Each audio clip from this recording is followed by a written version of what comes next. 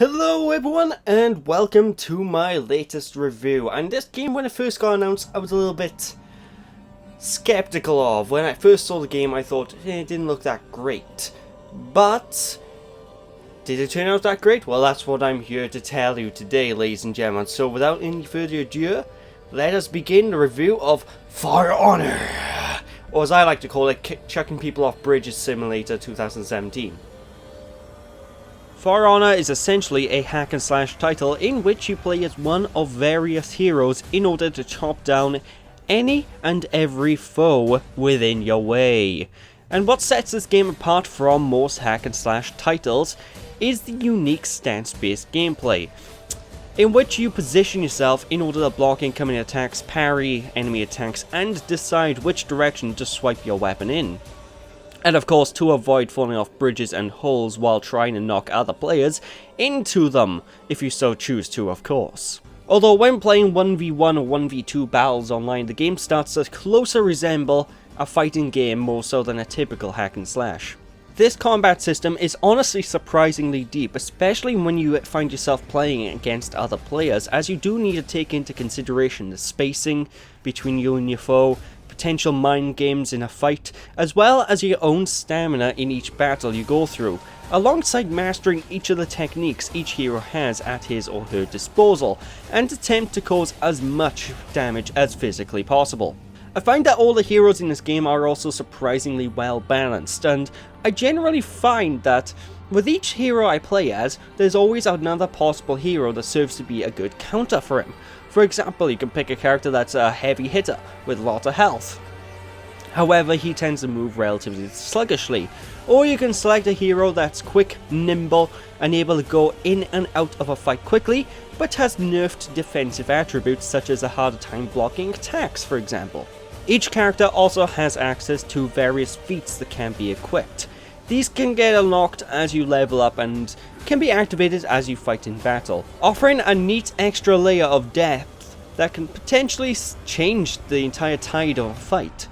For example, you can get feats that allow you to heal, and offer buffs to your surrounding teammates to lay more of a beatdown, if you will, as an example. You will occasionally also be rewarded too by playing well with the Revenge ability. If you successfully block, parry, and land hits, you can activate this to gain a temporary boost in strength and stamina, which, if activated at the exact correct time, can also be used in order to knock down enemy players on their arse, allowing you to get a few extra attacks in. The game's campaign follows the story of a bloodthirsty warlord named Apollyon, whose actions essentially create a massive three-way war between the knights, the Vikings, and the samurai of the land.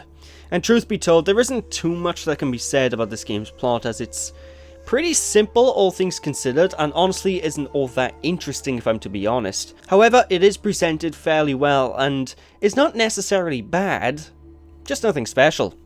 The levels in the campaign are surprisingly fun to run through, however, more entertaining than I expected at the very least. But it's still not overly spectacular in the level design department, but it's good enough for me at the very least, and offers a perfect way to learn how to play the game and get a general idea of some of the skills that you can use before taking the war online. In fact, the real meat of the game is actually in its online modes, where you get to challenge other players in various game modes to, well, defeat them, of course. One of the most interesting aspects of the online mode is in fact the faction wars that occur. As you load up the game for the first time, you get prompted with the join a faction screen.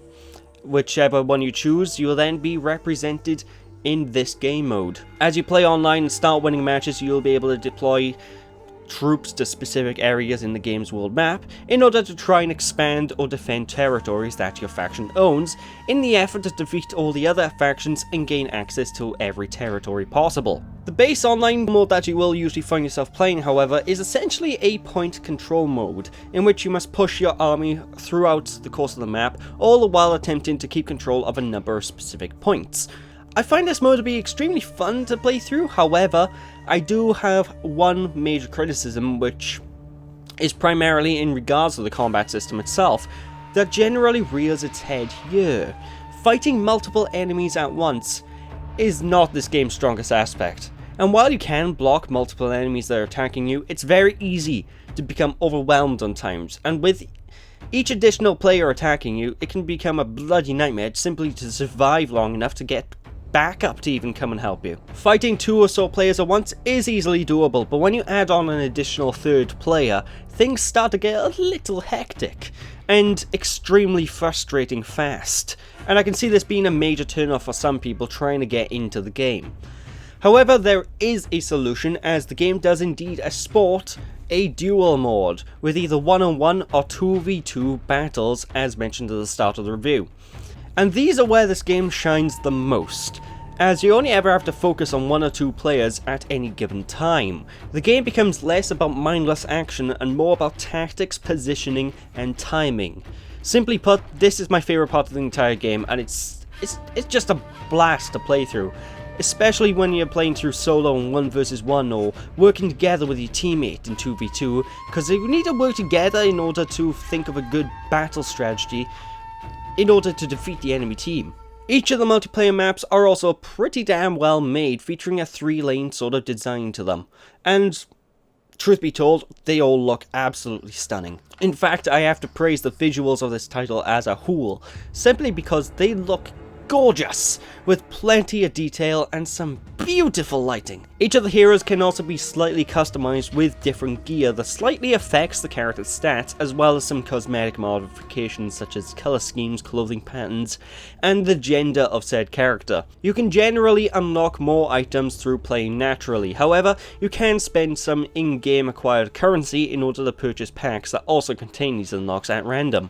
This game's biggest drawback, however, is the fact you cannot play this in any way offline. Even the single player content is locked behind a server connection, which I have to say is quite frankly bullshit. And honestly, a practice that I'm completely against. Also yes, I get single player content isn't necessarily the game's biggest focus, but I do feel that the single player experience should not be locked away under any circumstances in the very possible event that my internet connection goes offline for a little bit, you know?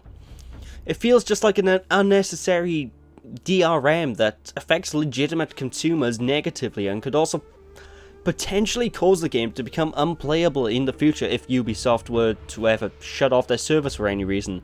And as someone who revisits games constantly, this is a very major problem to me in particular, and I hope this game gets patched to support offline play in the future to avoid this, although I honestly doubt that will happen. Ultimately, For Honor is a brilliant game through and through, but if you were to go and pick this game up for, say, just a single player, then I would probably not recommend it for you, because the single player is a little bit bare bones, and while it's still fun, it is not the most